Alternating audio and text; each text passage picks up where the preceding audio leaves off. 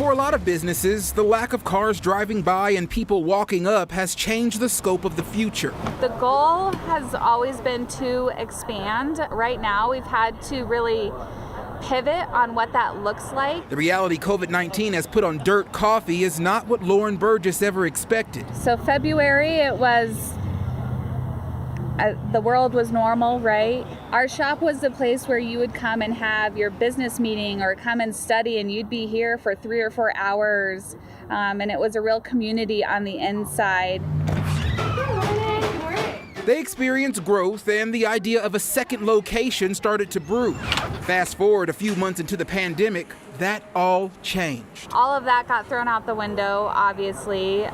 We had to close down for the month of April. So for a couple of months there, we had to furlough about 90% of our employees, which is something that we did not want to have to do. A lot of the workers have neurodiversities, and her connection with them expands beyond your typical employer-employee relationship. It's been up and down for sure. Definitely people with autism love structure and routine, so having their whole life turned upside down alongside with the world has been really difficult. Help from the community and a PPE loan allowed them to bring back most workers. Oat milk cortado. We have prioritized our employees who have been here the longest and those with neurodiversities too, because they're the ones that need the most employability or employment at this point. They went from 0 sales in May to now about 60% of what they would do in a normal month. Cold brew, vanilla milk. But the teeter-totter of business keeps the worst scenario at the front of her mind. My biggest fear is closing our doors. I mean, we're not just a coffee shop, so we serve the community, but we do so much more.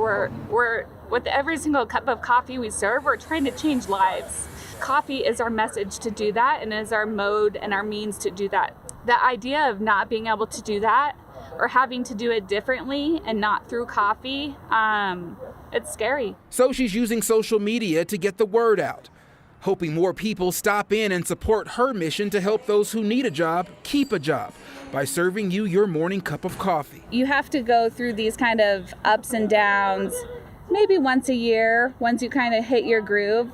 And so having to pivot almost on a week by week and then a month by month basis has been incredibly difficult. But with each challenge that we've been able to overcome, it kind of just proves to us and to our community that we'll do whatever we can to make this work and to keep our doors open and hope that people are able to meet us halfway. With photojournalist Chris Blake, I'm Eddie Randall, 9 News.